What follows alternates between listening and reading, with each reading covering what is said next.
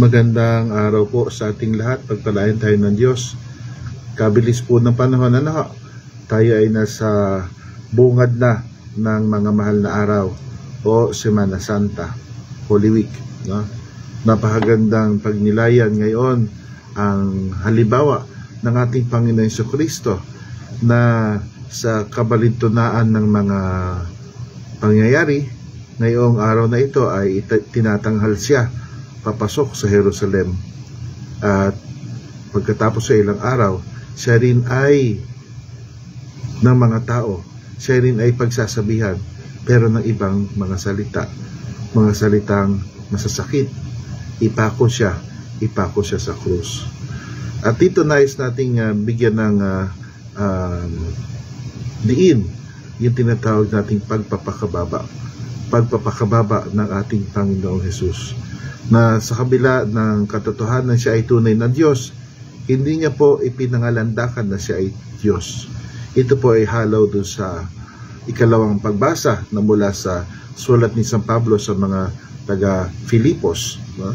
Ito po ay isang bantog na himno, no? Na hindi ipinangalandakan ng anak ng Diyos na si Jesus na siya ay Diyos, kundi kanya kumbaga ikinubli ang kanyang pagka-Diyos, at siya ay naging isang lingkod, isang anak, isang lingkod, no?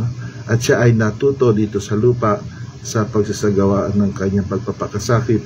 Natuto siyang sumunod, hindi lang po sumunod, kundi sumunod hanggang sa wakas ng kanyang buhay dito sa lupa, no? Hanggang sa siya ay ipako sa krus at malagutan ng hininga.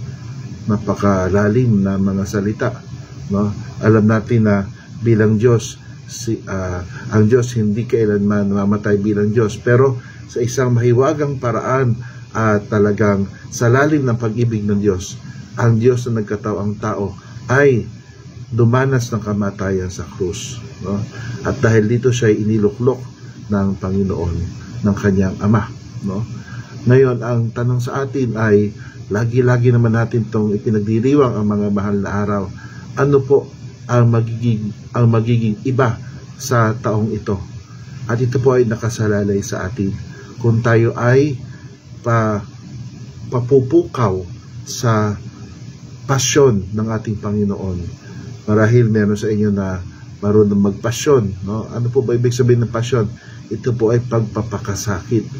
Hindi lang po ito mistulang bagay na pangkultura o pang nakaraan, kundi ito ay pagsasalaysay ng kung ano ang dinanas ng ating Panginoon.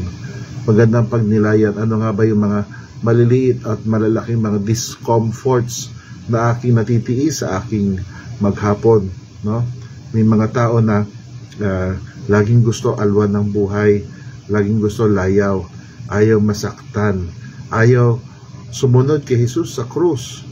Kumbaga, gusto rin nila sundan si Jesus kapag yung krus na yun yung nasa kanilang leeg, no? Kapag ito isang palamuti o aksesoryo. Pero kung ito ay isang totohanan ng krus, no? Iniiwasan ng marami. Tayo ba ay maging katulad ni Simon na taga Cirene? Magandang isipin yan, kasi ang krus ang tanda ng ating pananampalataya. Tipo baga, sinasabi natin kapag tayo nag-aantanda, sa ngalan ng Ama at ng Anak at ng Espiritu Santo. Amen. Bakit kaya ganon ang hugis ng ating pag-aantanda? Upang ipakilala sa atin at ipaalaala lagi na tayo ay sinagip, tinubos ng ating Panginoon Jesucristo sa pamamagitan ng kanyang pagkamatay sa krus. Isang madugong kamatayang lipos ng pag-ibig at pagtalima sa Ama.